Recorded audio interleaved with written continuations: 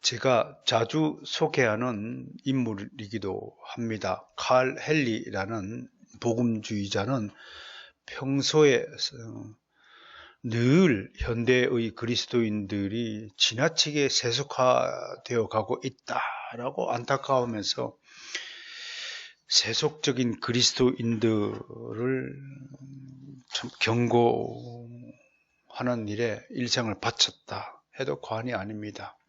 그분은 현대사의 특성 중 하나를 비상성이라고 규정한 바가 있습니다. 매우 비상적이다. 비상적이다라는 말, 우리말에 속빈 강정이다.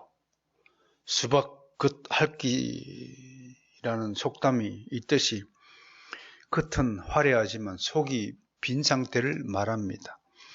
겉은 유행 따라 복장을 하고 헤어스타일을 꾸미고 예쁜 화장을 하고 여러 문명의 이기들을 손에 쥐고 다니면서 한 세상을 누려보지만 정작 인생의 목적과 가치에 대해서는 진지하게 생각하지 않습니다. 그저 주어진 대로 제 기분대로 제 취향대로 살아가는 새로운 인류가 현대인이다라고 말하였습니다. 비상적이라는 용어는 두 가지 뜻을 동시에 또 포함하고 있습니다. 하나는 좀 경박하다는 뜻입니다. 경박하다라는 것은 천박하다라는 뜻과 같은 동의어입니다. 오직 눈에 보이는 현상에 정초한 아주 낮은 가치관을 이루는 말입니다. 또 비상적이다는 말은 세속적이다라는 말과 같은 뜻입니다. 세속적이라는 말은 무슨 뜻이냐면 오직 자신이 처한 현실에만 관심을 두고 오늘을 즐기고 세상을 즐기자라는 주의입니다. 그래서 칼 헨리는 세속주의와 현세주의는 같은 말이다라고 말하였습니다. 이런 세속주의자들, 현세주의자들, 과거도 필요 없고 미래도 필요 없고 오늘이 중요하다, 지금이 중요하다 라는 것을 부르짖는 주의자들이 만들어낸 용어가 바로 웰빙이요, 소확행이요, 소소하고 확실한 행복을 추구하는 것이요, 그리고 짤재미, 짜잘한 재미, 짤재미, 이런 용어들을 만들어냈다 이겁니다. 그러니까 비상적이다라는 것은 요즘 현대인들은 도무지 진지함이나 깊이 있는 생각, 사색과 좀 관련이 없는 사람들이다라고 말할 수 있을 것입니다. 요즘 인터넷의 발달로 많은 지식과 정보가 인터넷 바다를 유랑하고 있습니다. 수많은 정보들이 인터넷에 생성됩니다. 그래서 모든 사람은 이 바다에 떠도는 지식들을 제 취향대로 자유롭게 취사 선택합니다. 그런데 중요한 것은 이들이 여기서 얻는 지식은 대부분 얕은 지식이라고 하는 것입니다. 대충 보는 거예요. 심층적이고 깊이 있게 파헤치는 것이 아니라 비상적인 지식을 추구하는 거예요. 이런 양태의 지식을 일러서 제목 지식이라고 말합니다. 뉴스를 읽어도 내용은 읽지 않고 제목만 보고 지나가는 겁니다. 너도 나도 그런 현상에 좀 치우쳐 있습니다. 자세한 지식과 정보가 아니라 대충 훑어본다는 겁니다. 복음도 마찬가지이고 설교도 마찬가지예요. 대충 듣는다는 겁니다. 수많은 설교가 인터넷 바다에 생성되어 있는데 그 중에서 취사 선택하는데 처음부터 끝까지 들어보는 사람이 거의 전무하다는 거예요. 저희가 이 단톡방을 별도로 설치해서 운영해서 새로운 미래사회에 대한 수많은 지식과 정보를 저희들 나름대로 또 취사 선택하여 올려드립니다. 그것만 꾸준히 꼼꼼하게 읽으면 궁금증이 많이 사라질 것입니다. 그리고 새로운 지식이 될 것입니다. 그런데 읽어보지 않고 계속 질문만 합니다. 그렇게 사람을 괴롭힙니다. 그 컨텐츠 안에 그 수많은 지식과 정보들이 본사에서도 계속 등재되고 있지 않습니까? 그 요즘 제가 즐겨 읽는 그 시리즈가 슬기로운 화폐생활이라는 시리즈물입니다. 사실은 26번째 시리즈까지 올라와 있는데 그런 지식과 정보들은 굉장히 귀한 정보입니다. 그런데 사람들이 읽지 않는 거예요. 대충 훑어보는 거예요. 눈으로만 보는 거예요. 아, 이런 게 있구나. 알려고 하지 않아요. 이런 그 부류, 이런 사회적인 조류가 어떤 폐단을 낳느냐? 매우 참혹합니다. 자세히 알지 못하니까 어떤 중요한 일을 두고 바른 선택을 하지 못하는 것입니다. 이게 아주 결정적인 위험입니다. 대충 보고 대충 생각하고 뭐 대충 옆 사람이 뭐라고 찌꺼린가 그런 소문에 의존하는 현상이 아주 뚜렷합니다. 다른 사람의 인생에도 별로 관심이 없어요. 옆에 사람의 있는 인생에 대해서 깊이 있는 이해가 사라지다 보니까 오해가 발생하는 겁니다. 근거 없는 소문들이 인터넷 바다 위에 쓰레기처럼 돌아다닙니다. 이런 소문의 목적지는 한 사람의 무고한 자를 인격적으로 살인하는 행위를 서슴지 않고 자행됩니다.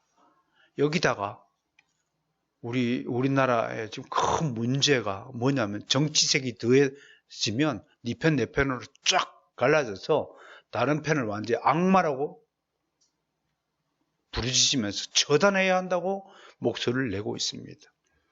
서로 원수로 규정하고 못 죽여서 으르렁거리는 사회, 이 사회가 지금 한국 사회입니다. 상대를 죽이고 몰아내는 것을 개혁기라는 이름으로 포장하고 하루도 쉬지 않고 싸웁니다. 한마디로 아수라장입니다. 이게 오늘날 대한민국에서 벌어지고 있는 실로 통탄에 맞아야 될 현상입니다. 심지어 교회 안에서도 여당 야당으로 나눠지고 진보 보수로 나눠지고 편이 갈라지고 지역으로 나눠지고요. 완전히 둘러 쪼개져 버렸습니다. 이런 암울한 시대를 우리가 살고 있습니다. 그러면 희망이 없는 거죠. 우리 앞에는 어둠밖에 없는 거죠. 그러나 정말 감사하게도 우리에겐 하나님의 은혜가 사라지지 않고 있는 것입니다. 하나님은 역사를 통해서 늘 암울한 시대와 함께 또 새로운 희망의 불씨를 우리에게 던져주고 계셨습니다. 역사는 도전이 있으면 응전이 있었습니다. 시계추의 작동 원리처럼 한번 왔다가 좌로 가면 우로 움직이는 겁니다. 작용과 반작용이라는 게 있습니다. 여러분 망치를 가지고 바위를 세게 탕 때려보세요. 세게 때린 만큼 반동이 튀어오르는 겁니다. 그게 작용과 반작용입니다. 긍정적인 면이 있으면 언제나 부정적인 면도 함께 있습니다. 나에 대한 칭찬이 있으면 나에 대한 비판이 함께 공존합니다. 언제나 좌와 우는 양날개처럼 양립하고 병전하고 있습니다. 예수님의 12제자들을 잘 분석해 보면요, 이념적으로 사상적으로 좌우가 잘 분포되어 있습니다. 우파가 있었다면 누구죠? 시몬, 혁명당, 제르테당, 로마로부터 물리적으로 전쟁을 일으키더라도 독립하자는 주의자들이거든요. 극단주의자들이죠. 좌파 대표적이죠. 가룟 유다처럼 아주 부패하고 아주 교활한 자도 있었지만 또 사도 요한, 어린 사도 요한처럼 순진한 자도 또 있었습니다. 다양한 계층이 12제자에 분포가 되어 있었습니다. 어떻든 하나님 나라는 역사적인 교훈은 상처가 나면 회복이 있습니다. 그러니까 저는 이 역사의 작용과 반작용의 법칙에 따라서 반드시 코로나 뒤에 더 좋은 세상이 열릴 것이라고 저는 긍정적으로 바라보는 사람입니다. 여러분 고통스럽습니까? 그럼 기쁨이 얼마 남지 않았습니다. 여러분 힘드십니까? 반드시 여러분의 행복이 주어집니다. 역경 뒤에 더 큰 은혜가 기다립니다. 이런 깨달음 때문에 또 2021년을 보내면서 신학자 10명에게 한 해를 보내는 소감을 또 밝혀달라고 그래서 제가 곰곰이 기도하다가 역경이 깊을수록 은혜도 깊다는 제목으로 제가 글을 보냈습니다. 이번 주에 아마 신문사에서 발표가 될 것인데, 제가 어떻게 한국을 대표하는 신학자, 10인의 신학자에 포함이 되겠습니까? 어떻게 개인적으로 지나다 보니까 저한테까지 기회가 온 것이 있지만, 그래도 어떻든 이것도 하나님께서 저를 통하여 한국에 있는 사랑하는 우리 형제 자매들에게 희망을 잃지 말라, 소망을 가지라는 메시지로 받아주고 해석해 주시면 너무나 감사하겠습니다. 어떻든 피상성이 온 사회를 감싸고 있을 때는 오히려 반대의 현상이 다른 한편에서 분기된다는 것입니다. 얕은 지식이 막 온 사회를 점령하고 있을 때 오히려 한편에서는 정말 진실하고 정직한 사람들 입장에서는 진지함에 축을 하는 깊이의 문화가 함께 등장한다는 것입니다. 모든 사람이 세상을 즐길 때 오히려 한편에서는 교회 안에서 한무리는 남은 자들은 정말 성숙한 그리스도인 사회에서는 오히려 깊이 있는 독서의 문화가 생겨난다는 것입니다. 여러분, 예전에 인터넷이 막 등장하고 그럴 때 신문지상에서 이제는 종이신문은 다 사라질 것이다, 종이책들 다 사라질 것이다 라고 얘기했어요. 근데 사라졌습니까? 아니요. 오히려 종이신문을 더 귀하게 여기고 종이책 서적들을 더 귀하게 여기는 진지한 무리들이 있기 때문에 여전히 지금도 책이 생산되고 출판되고 읽혀지고 있는 것입니다. 또 올레길은 왜 생겼습니까? 사람들이 하도 바쁘게 살고 정신없이 살다 보니 한편에선 그래도 여유로운 시간을 좀 가지고 좋은 환경 속에서 길을 걸으면서 친한 지인들과 길을 걸으면서 여유를 좀 생각해 보자는 그런 원래 문화가 나타나지 않았습니까? 그들은 천천히 걷도록 만든 올레길을 걸으면서 빠르기를 추구하는 현대사회를 역류한 것입니다. 이렇게 대다수 사람이 큰 조류를 따라갈 때에도 역사에서는 늘 그 큰 조류, 넓은 문으로 가기를 거부하고 주님께서 말씀하신 좁은 길을 걷고자 하며 시대의 혼탁한 조류에 휩쓸리지 않으려고 한 사람들이 있다고 하는 것입니다. 잠시 이런 이야기들을 우리 교회 안으로 끌고 와서 우리 교회를 한번 살펴보아야 하겠습니다. 교회 문화에도 사실은 적잖은 변화가 있었습니다. 순수한 복음이 그대로 우리 손안에 전해지고 우리 한국의 그리스도인들이, 하나님의 자녀들이 정말로 성경대로 말씀대로 신앙생활을 했다면 이런 걱정이 없겠죠. 그런데 갑자기 70년대부터 들어서면서 교회 안에 성공주의가 수입이 되었습니다. 그런데 이 성공주의가 수입이 된 순간부터 거의 대다수 교회가 이 성공주의의 물결에 다 휩쓸리고 말았습니다. 그러니까 이 성공주의 때문에 외형적인 성장을 추구하였습니다. 그 외형적 성장은 눈에 보기에 좋은 교회당 짓기로 연결되었습니다. 교회당 건축하기에 아주 정신을 팔았습니다. 전 성도들을 건축 헌금을 내라고 강요하였고, 건축금 모아서 막 눈에 보기에 좋은 교회당 건물을 짓는데 혈안이 된 시대가 있었습니다. 지금은 이제 그 지은 건물을 팔지 못해서 부도가 나는 시대가 되어버리지 않았습니까? 기복주의를 강조하면서요, 현세주의, 세속주의로 끌고 갔습니다. 안으로는 신자들의 방광과 이탈을 막기 위해서 온갖 프로그램들을 동원해가지고 신자들을 교회 행사에 참여토록 유도하여서 잠시도 딴짓하지 못하도록 우리 교회 일에 관심을 가지도록 유도하기 위해서 직책을 남발하고 일거리를 주고 무슨 퍼포먼스를 하고 행사를 하고 수없이 많은 바자회를 통해 하고 막 북적북적 되게 하고 여성 성도들을 교회에 매일 출근하다시피 시키는 일들이 비일비재하였습니다. 또 신자들 간의 친목 도모를 겸한다시고 구역 회의를 계속 열고 셀 모임을 강화하고 무슨 기도 모임, 무슨 모임을 해가지고 거미줄처럼 조직화시키는 일들을 감행했습니다. 그런데 여러분, 그 결과가 어땠습니까? 저는 한마디로 참혹하다라고 결과를 이야기합니다. 대부분의 교회가 피상성에 피해를 입어서 극심한 상처를 입었다라고 말할 수 있습니다. 그것은 내실보다 외형적 성공을 추구한 결과입니다. 하나님 앞에 바로 서려는 노력보다도 지금 당장 신자의 위안을 추구한 까닭입니다.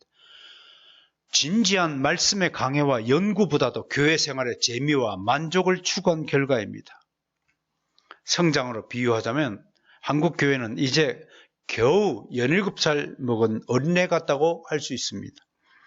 순전하고 바보처럼 착하기만 하여서 잘 속아 넘어갑니다. 이게 어린아이의 특징입니다. 순진하지만 잘 속아 넘어갑니다. 그래서 이단 뉴천지 같은 이단에 하루아침에 속아서 넘어가서 팔려가는 것입니다. 왜? 생각할 능력이 없는 겁니다. 올바르게 판단할 의지가 없는 겁니다. 마음도 없는 겁니다. 부들부들 떨기만 하는 겁니다. 어린애가 그런 것입니다. 오해도 쉽게 하고 또 한번 토라지면 영원히 그 섭섭함을 버리지 못하고 정든 교회를 떠나버리고 마는 겁니다. 또 교회 안에 가짜 신자들이 얼마나 많습니까? 사업 목적으로 교회에 등록했다가 소득이 얻을 게 없으면 하루아침 얼굴을 바꿔버리고 다른 교회로 옮겨버리는 일들이 비일비재했습니다. 이런 가짜 신자 가라지로 인해서 한국 교회가 얼마나 망가지고 시끄러운지 여러분들 아실 것입니다. 그뿐입니까?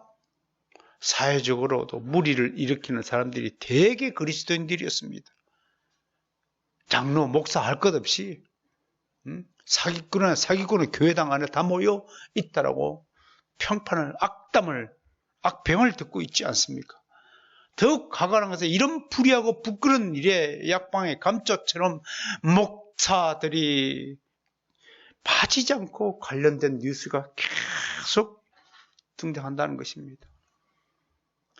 코로나의 출발도 교회예요. 코로나의 확산도 교회예요. 오미크론의 유입도 교회예요.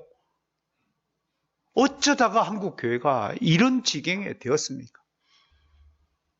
왜 이렇게 되었을까요? 이 하나님의 안타까운 말씀을 듣고 계시는 여러분, 귀를 활짝 열고 정말 이 시간에 겸허하게 우리 자신을 반성하고 하나님 앞에 회개해야 할 것입니다. 저는 이런 피상성의 중병이 일으키는 나쁜 결과들이라고 단언코 말씀을 드립니다. 속을 중시 않고 속에다가 뭔가를 채우려고 하지 않고 그것들을 자꾸 꾸미려고 하는 이런 형식주의, 이게 얼마나 무서운 질병인지 여러분 깨달으셔야 되는 것입니다. 현상이 아니라 본질로 되돌아와야 합니다. 진짜 기독교가 무엇인지 지금부터라도 탐구하고 다시 옷 매무새를 고쳐잡고 자세를 가다듬고 진짜 하나님의 뜻과 계획과 그 마음과 섭리와 소망을 확실하게 알아차려서 복음의 본질적 소명을 회복해야 될 것입니다. 그렇다면 어떻게 해야 될까요? 한 가지 방책을 여러분 앞에 오늘 제시하는 겁니다. 바쁘십니까? 마음이 분주합니까? 너무나 정신없이 살고 계십니까? 저도 그렇습니다. 일주일이 후다닥 지나갑니다. 정신이 없습니다.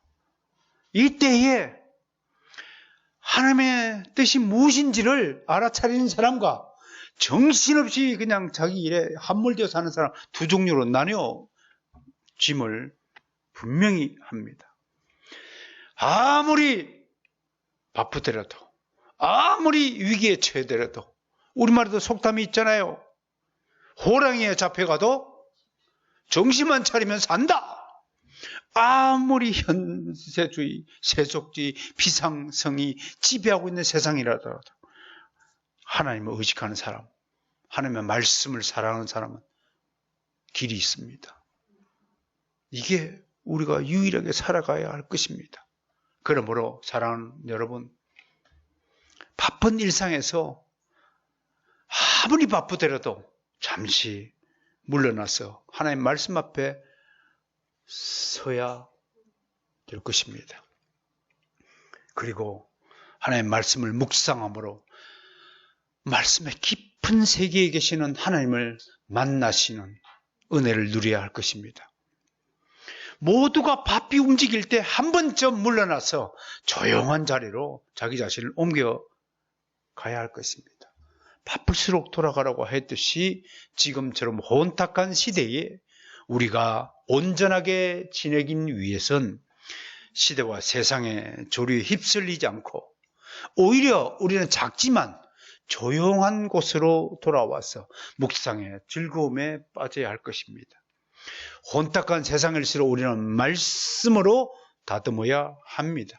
말씀을 다듬고 말씀이 주는 풍성한 유익을 누리는 길이 있습니다. 그것이 바로 묵상이라는 것입니다. 청교도 신학자인 토마스 왓슨은 묵상은 영혼의 자기 은둔이다 라고 말하였습니다. 그는 이 은둔을 통해서 모든 그리스도인들이 하나님에 관해 진지하게 사색할 수 있다 라고 말하였습니다. 이렇게 진지하게 사색할 때에 그 마음은 천국의 감동을 얻을 수 있다라고 갈파하였습니다. 여러분, 하나님의 말씀을 진지하게 깊이 있게 묵상할 때 그 마음이 천국의 감동이 된다는 겁니다.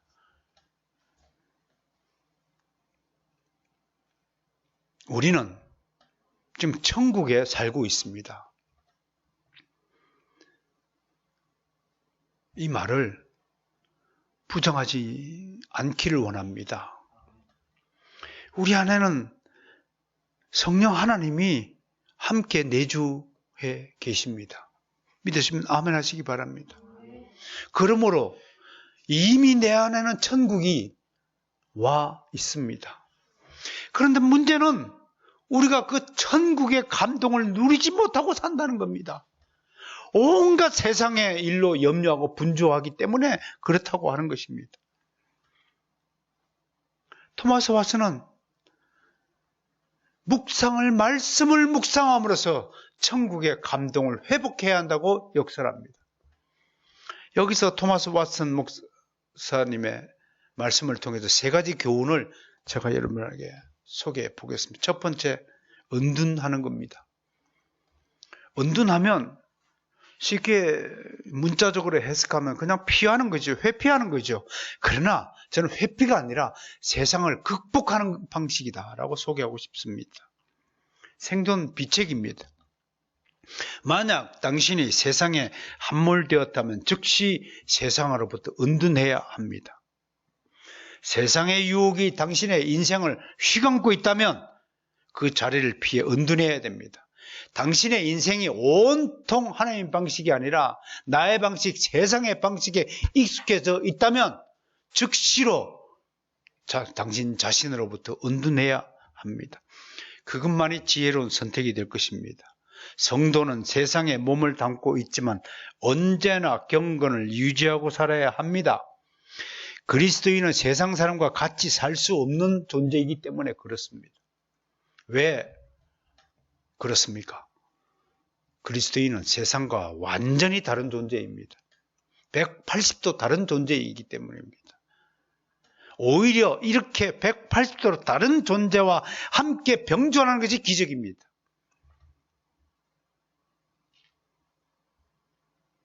세상이 추구하는 목적과 우리가 추구하는 목적이 다르기 때문에 그렇습니다. 세상은 우리에게 육신적인 삶을 살라고 계속 유혹합니다. 그러나 우리 안에 계시는 성령 하나님은 언제나 성령의 소욕에 걸맞는 인생을 살기를 원하십니다. 그러니까 부충돌할 수밖에 없죠. 세상은 너의 행복, 소소하고 확실한 행복을 네가 먼저 붙잡아라 라고 우리에게 요구하지만 하나님은 우리에게 오른손이라는 것을 왼손이 모르게 하고 누가 오리를 가자면 십리까지 가주고 너의 일을 할 뿐만 아니라 다른 사람의 일도 함께 돌보고 나보다도 남을 낮게 여기라고 하나님은 우리에게 가르치십니다. 그런데 세상은 완전히 거꾸로 가르칩니다. 180도 완전히 다르게 우리를 가르칩니다. 유혹합니다. 그렇지 않으면 너는 불행한 삶을 살 것이라고 세상은 계속 위협하고 공격합니다. 돈을 벌려고 계속 추구합니다. 돈 없으면 죽는다고 계속 위협합니다. 이런 가르침으로부터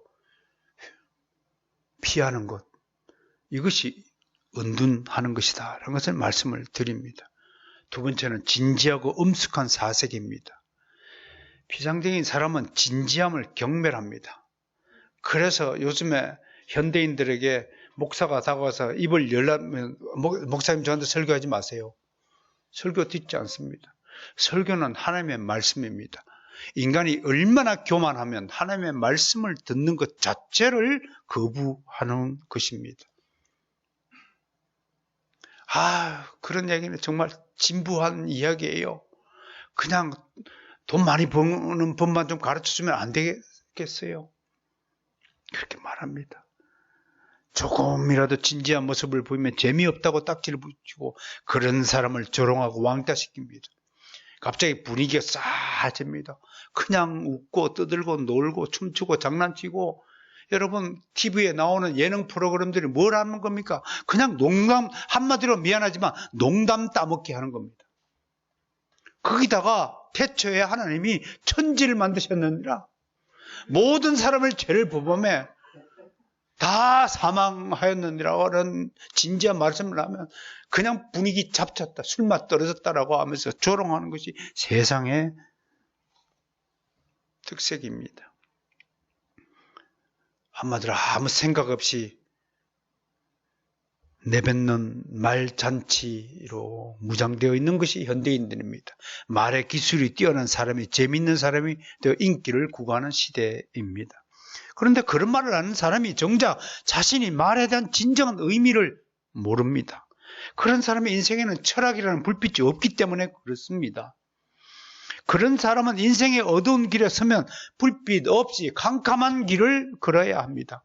그 깊은 골짜기에 빠져서 진리의 밝은 빛의 세계를 만나기 어렵습니다. 지금 현대인들은 진지하고 엄숙함을 결여한 바람개비 같은 존재라고 말할 수 있습니다. 그저께 꽤 유명한 한 개그맨이 암투병 3년 만에 생을 달리했습니다. 나는 그 과정, 그 뉴스를 접하면서 왜 살충제는 그렇게 구하면서 왜 하나님의 말씀을 구하지 않았을까? 정말 안타까움을 금할 길이 없습니다. 이런 피상적인 현대인들, 이런 세속적인 것을 추구하며 한평생의 시간과 에너지를 낭비한 현대인들은 어디 가겠습니까?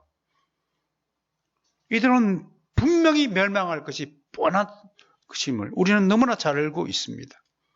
세 번째, 묵상의 마음을 천국의 감동과 연결시키고 있습니다. 세상 사람들은 세상의 것으로 재미를 누리지만 하나님의 자녀들은 천국의 감동을 느끼고 사는 겁니다. 지금 제 입을 통하여 여러분 귀에 들려주는 이 하나님의 말씀을 통한 감동과 재미가 세상의 그 어떤 드라마보다도 더 감동이 깊어야 되는 것입니다. 여러분들의 얼굴 표정이 감동으로 우러나와야 하는 것입니다. 졸음에 취해가지고 지친 얼굴, 짜증나는 얼굴, 어두운 얼굴, 그냥 쾌쾌먹은 거무튀튀한 그런 얼굴들하고 말씀을 들으면 하나님이 말씀하시면서도 야 저놈들은 내 말에 저렇게 감동을 못 느끼는 놈들이구나. 내가 저런 놈들을 구원하자고 십자가에 내가 매달려 괜히 죽었구나, 괜히 죽었구나 라고 하실 수 있다는 것을 명심하고 살아야 됩니다. 설교보다 더 재미있는 감동이 없어야 된다는 것입니다. 믿으시면 아멘 하시기 바라요.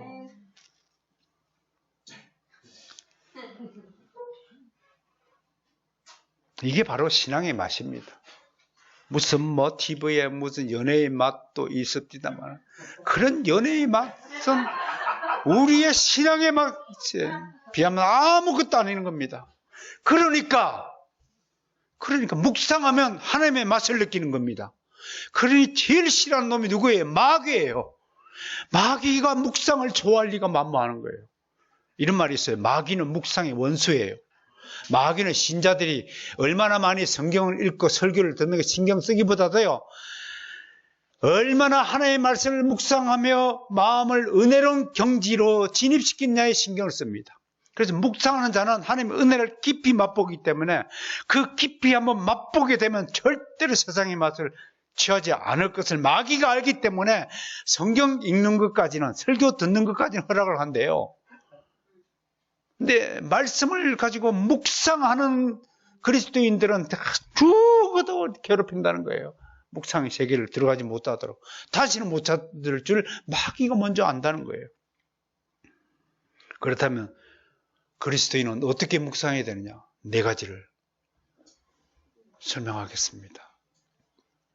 첫째, 묵상하러 갈 때 스스로 문을 잠그고 들어앉아 세상과 단절해야 합니다. 주님도 묵상하기 위해서 따로 떨어져 산으로 홀로 들어가셨습니다.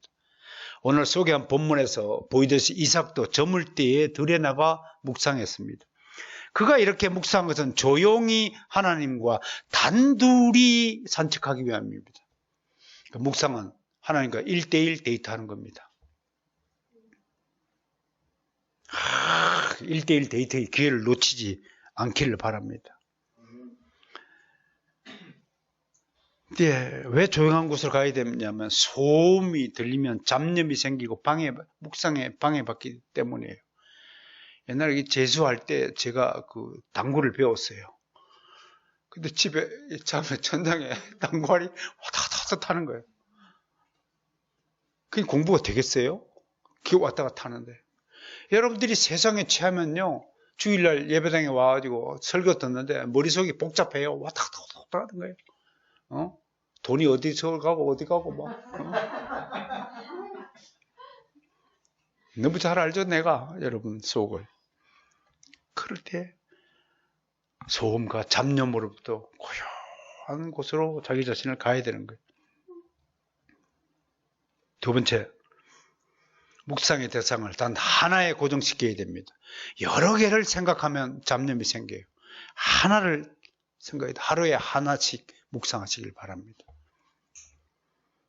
대상이 여러 개이면 표적이 빗나갑니다. 마음을 대상에 고정시키려면 하나의 주제에 몰입해야 합니다. 만약 그렇지 못하면요, 토마스 왓슨이 이렇게 얘기했어요. 산의 새들처럼 이 나무에 갔다가 저 나무로 펄짝펄짝 뛰어다니는 꼴이 된다는 거예요. 아무것도 얻지 못한다는 거예요. 다윗이 시편 108편 1절에서 이렇게 고백했어요. 하나님이여 내 마음을 정하였습니다. 그리고 묵상 기도를 했어요. 오늘 저녁부터라도 조용한 시간에 베란다로 나가서라도 조용한 묵상의 공간을 만들어 주셨어요. 아니면 집안이 시끄럽다면 바깥이라도 공원이라도 추위에도 불구하고 덜덜 떨면서라도 아무도 없는 공간에서 하나님과 1대1로 만나는 그런 경험을 한번 해보시기를 바랍니다. 세 번째, 묵상의 시간이 언제 제일 좋으냐? 보니까 다른 시간도 다 허용이 되지만 이삭처럼 저물 때에 묵상하기도 좋은 시간이지만 대체적으로 새벽 시간을 이용하라고 주님께서 가르쳐 주십니다. 새벽 시간은 하루의 백미입니다. 이 시간에 하나님은 인간으로 하여금 가장 깊은 사색을 하는 시간이 되도록 주셨습니다. 이 시간을 선용하는 사람에게 하나님을 만날 수 있는 기회를 허락하셨습니다. 그러므로 하나님을 만나고 싶다면 이른 아침 백미의 시간대를 따로 떼어 분리해야 합니다. 하나님은 바로 이 시간에 당신의 자리에 와서 당신과 함께 하십니다. 무엇보다도 하나님은 처음을 중요시합니다. 첫 출생이 장자, 첫 소출, 첫 수확은 하나님의 것입니다. 하루 중에도 우리의 첫 생각을 하나님이 기쁘시게 연락하신다는 뜻입니다. 나와 축복의 이슬은 아침 일찍 내린다고 합니다. 광야에 있는 백성들은 아침에 이슬이 진 사면에 있더니라는 것을 광야에 있을 때 경험하였습니다. 그 사막의 한가운데서 이슬을 만난 것이 기적이지 않습니까? 새벽 시간에 하나님을 생각할 때 이 사막의 이슬 같은 축복을 하나님께서 여러분 주실 것입니다. 네 번째, 묵상은 얼마만큼 가져야 되겠습니까? 그 시간의 길이가 어떠합니까? 토마스 와서는 그대의 마음이 뜨거워질 때까지 묵상하라고 조언합니다. 묵상하기 전에 신자의 마음은 차갑습니다. 세상에서 방치되었던 마음은 마귀의 서슬푸른 기세에 눌려 완전히 얼어붙어 있습니다. 들녘에서 차가운 기운을 피하기 위해 모닥불을 피워놓으면 목자들뿐만 아니라 양들까지 불 곁으로 모여듭니다. 마찬가지로 세상에서 냉대를 받는 신자들은 하나님의 불 곁으로 다가서야 온몸을 녹이는 것입니다. 그러므로 묵상은 온몸을 녹이는 모닥불이다라고 할 것입니다. 몸이 녹아져야 정신이 깨어나고 생각이 또렷해지고 마음이 하나로 정리되는 것도 아니겠습니까? 마음이 하나로 정리되게 뜨거운 감동을 느끼는 거죠. 여러분, 어떻게 묵상해야 되느냐? 4가지 비법을 여러분께 소개했습니다. 그러면 마지막으로 묵상으로 얻을 수 있는 유익이 뭐냐? 그걸 또 4가지로 여러분에게 정리하여 소개하겠습니다. 첫 번째, 묵상은 말씀의 유익을 얻는 가장 좋은 길입니다. 이런 말이 있네요. 말씀을 읽으면 진리를 머릿속에 넣어두지만 말씀을 묵상하면 진리를 마음속에 넣어둔다 라고 하였습니다. 5가지 설교를 듣는 것보다 1가지 설교를 묵상함이 더 유익하다. 무엇보다도 묵상은 진리를 사모하도록 하고 진리의 삶이 얼마나 가치 있는 것인가를 깨닫게 해주는 유익을 줍니다. 두 번째, 묵상은 마음을 진지하게 합니다. 연약한 그리스도인일수록 마음이 경박합니다. 스바야 선지자가 당대의 경박한 지도자들을 두고 이렇게 쏘아붙였습니다. 그 선지자들은 위인됨이 경솔하구나. 요즘 대선 시국인데 뉴스에 등장하는 위인들의 말들이 얼마나 경박하고 한심한 수준인지 무슨 장관을 지냈다는 사람의 입에서 그런 말이 나오고 남의 과거를 들추어내가지고 지지리도 못한 궁상을 부리고 참 이럴 때에 우리 그리스도인들이 좀 더 진지하여서 우리가 모범됨을 좀 보여야 되겠다. 여러분, 진지한 묵상을 하게 되면 말할 수 없는 희열, 아까 그걸 천국의 감동이라고 그랬어요. 하나님의 말씀을 깊이 묵상하고 깨달음이 올 때까지 이게 무슨 뜻일까요? 이게 내 인생에 어떤 영향을 줄까? 이것이 하나님의 그 구속사에서 어떤 역할을 할까? 이 말씀을 가지고 내가 어떻게 적용하고 내 인생을 살아갈까? 이런 것들을 깊이 생각하면 정말 말할 수 없는 희열이 생깁니다. 그게 진지한 묵상의 유익함입니다. 세 번째, 묵상은 기도의 재료를 풍성하게 공급합니다. 말씀을 많이 묵상한 사람일수록 기도가 풍성한 법입니다. 기도 쉽게 보면요, 말씀을 읽고 말씀을 정말 묵상하기를 절개한 사람인가, 말씀을 얼마나 깊이 있게 연구한 사람인가가 확연하게 드러납니다. 그게 기도의 능력입니다. 묵상은 기도의 재료를 생산하는 공장입니다. 그래서 묵상은, 기도는 묵상의 아들이다라는 말이 있습니다. 마지막 4번째, 묵상은 죄에 대한 강력한 해독제입니다. 죄를 지으면 죄책감 때문에 얼마나 마음이 아픕니까? 우리가 이 세상에 함께 살아가야 하기 때문에 언제나 세상으로부터 죄에 오염되고 물들어집니다. 그거를 해독하고 씻어내는 유일한 길은 말씀을 깊이 묵상하는 겁니다. 죄라는 것은 양심에다가 가책이라는 조미를 던집니다. 그래서 계속 죄책감을 들게 하는 겁니다. 양심의 가책을 느끼도록 하는 겁니다. 이 가책이 깊을수록 그분은 헤어나지 못합니다. 마귀는 언제나 신절하여금 이 죄책감의 무게에 눌려 살도록 유혹합니다. 야, 네 같은 녀석이 무슨 하나님 말씀을 전하느냐? 너는 자격이 없다는 말을 계속 유혹합니다. 토마스 왓슨이 멋지게 표현했어요. 마귀는 지옥의 불길에다가 화염을 더하는 자다. 불꽃이 요만큼 피면 이걸 확 하고 기름을 부어버리는 거예요. 조그마한 잘못을 크게 느끼도록 만드는 거예요. 그렇게 해서 주눅 들게 하고 기가 죽도록 만들고, 그렇게 해서 하나님 말씀 앞으로 다가오지 못하도록 만드는 거예요.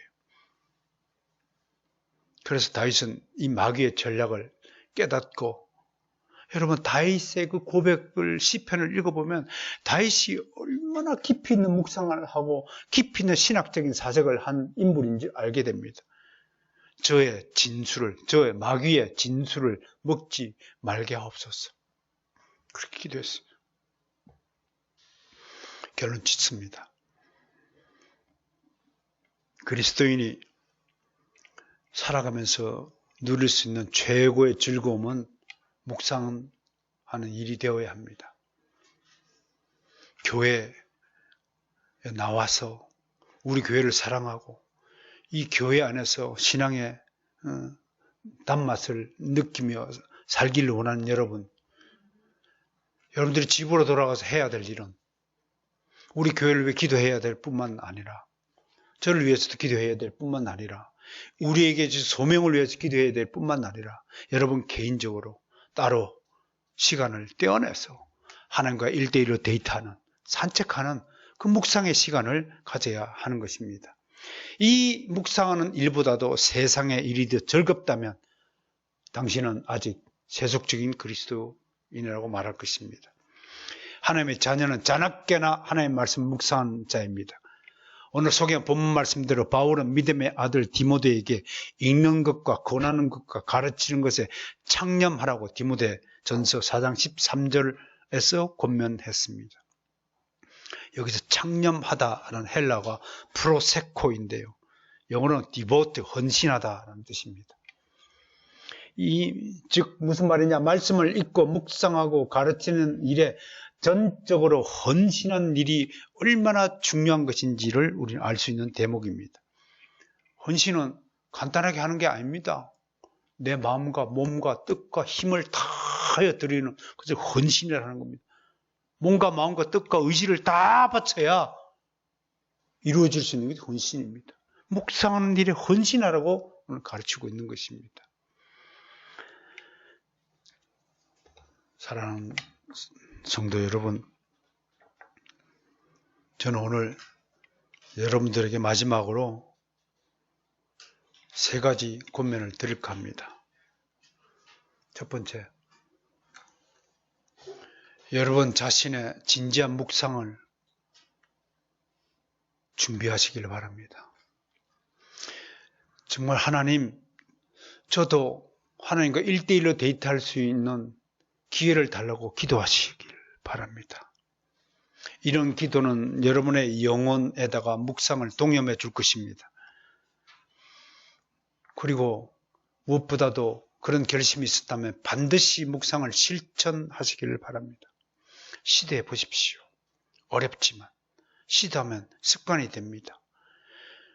임성 성도가 주일날 아침에는 TV를 켜지 않는다, 그 간단한 지침을 저도 지금 지키고 있습니다. 그것을 오래 지키다 보니까 자동적으로 습관이 되어버렸습니다. 하나의 전통이 되는 것입니다. 실천하십시오. 즉시로 한번 무릎 꿇어보세요. 하나님의 여호수아에게 이 율법책을 내 입에서 떠나지 말게 하며 주야로 그것을 묵상하여 그 가운데 기록한 대로 다 지켜 행하라 라고 명하였습니다. 묵상의 끝은 행동입니다. 행하지 않는 믿음은 죽은 믿음입니다. 마지막으로 세 번째, 여러분들이 만약 묵상으로 얻은 유익이 있다면 이웃과 나누시기를 원합니다. 뭘 좀 안다고 지식 자랑하라고 제가 이 말씀을 권면하는 것이 아닙니다. 아침에 묵상으로 얻은 교훈이 있다면 교제의 시간을 통해서 이웃 성도들에게 묵상을 통해 얻은 유익을 함께 나누시고 함께 좋은 열매를 가질 수 있도록 풍성한 교제를, 아름다운 교제를 나누어지는 사랑하는 우리 성도가 되기를 축복합니다. 하나님 감사합니다.